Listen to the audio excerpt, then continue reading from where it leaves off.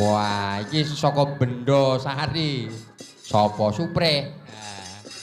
Ya. Wis hafal ya. Hafal jenenge Supreh. Lah mendina ketemu wong 5 kuwi lah sing loro iki lagi iki aku ketemu. Iki wajah baru iki. Wajah baru. Bocah ki anggere sakmene iki ngono nyawang kok inek ngono ya Mas aku ya. Beda nyawang karo Septi karo Dewi ngono yo. Rumah saku wis beda. Asmane sapa, Nduk? Walah, ngastomik, Mbak. Asmane sinten? Kula Zahra, Pak. Sinten? Zahra. Aku anggere karo wong ayu ni kok iso bingung iki ya. Mbak Zahra. Nggih. Wah. Pidalem pundi Mbak Zahra? Kula Wonogiri. Pundi? Wonogiri, Pak. Wonogiri. Nggih. Wonogirine pundi? Sidoarjo. Sidoarjo. Sidoarjo nu kecamatan Sidoarjo ngoten nggih? Nggih. Sidoarjo kuwi penere Wonogiri ngetan apa ngidul? Purwantara, cedhak Purwantara. Boten saderenge Purwantara. Oh, sadurunge Purwantara. Dadi Ngadiraja ngetan. Ya, kuwi ngetan kulon ora mudeng sak saiki kok. Pokoke Ngadiraja ke sana. Dadi tesih sekolah ten pundi? Kula kuliah, Pak. Kuliah? Nggih. Semester pinten? Kalih. Semester kalih. Wonten isi Surakarta? Nggih. Kerawitan? Nggih, Pak. Wow. Nomor HP-ne yoga-yoga ngerti ora ya? Rumah saku terus. Wah, iki mesti koncone Ajli ya ini. Wah, sudah punya pacar apa belum? Dereng. Wah, Tapi belum. enten mriki nggih, Pak. Piye? Enten mriki dereng. Wong sampe iki dereng. Nggih. Ya ora apa-apa, ora duwe pacar ora masalah. Ngejek nomo ya engko suwe-suwe duwe pacar, nek duwe pacar aja yoga, dalang ora apa-apa. Ono. Nek mung yoga, bubrah ning ngene karo yoga-yoga mburi iki. Kowe yoga ki ora enek sing apik blas kok. Sing apik mung sing krebab karo sing gambang.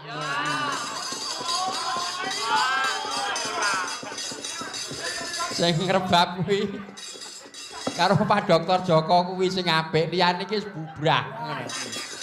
Bubrah kae ya sing nyaronke ya guru SMK ini bubrah kae ya. Iya. Matur nuwun nggih Mbak Yahra. Lah iki asmane sapa iki pinggir dhewe iki? Asmane sapa? Jenengmu sapa, Nduk? Olin. Sinten? Olin. Oh, Olin. Nggih. Oh, Olin ini tunggale Oli ya. Pidalem pundi Mbak Olin?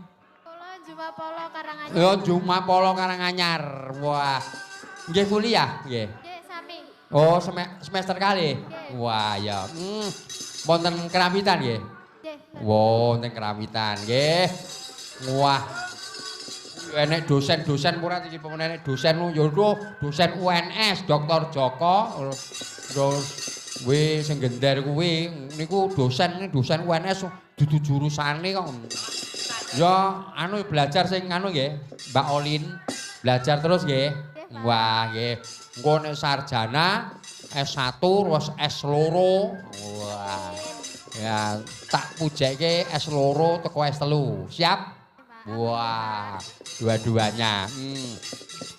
Coba saiki aku tak nyuwun sing saka Wonogiri iki. Nek sing 5 kuwi aku wis walah apal. Apal.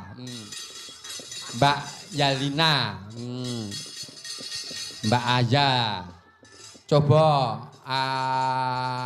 iki ana sing ngersake ya kuwi podang kuning. Podang kuning larase Slendra Sanga. Laras Slendra Sanga. Ora sah bawa, nek bawa keberbeken kae marah mumet iki malah.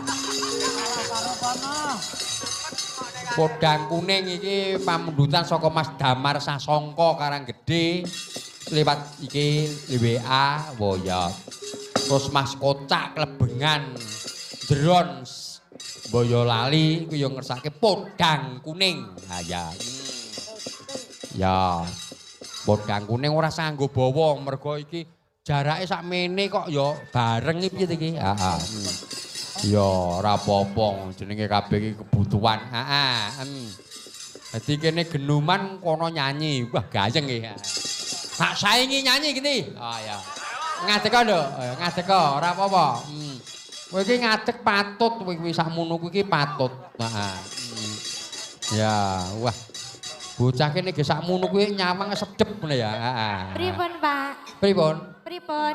Nyawang ngono ketok sedep ngono lho nek bocah sakmono kuwi. Strip pripun? Ya nggih. Beda nyawang Septi, Dewi niku wis beda. Bentene napa, Pak? Pripun? Bentene napa? Rada bruwet. Nah. Nah. Nek sampeyan iki kempling. Waduh dede. Ya deng, dideng. Podang kuning dados.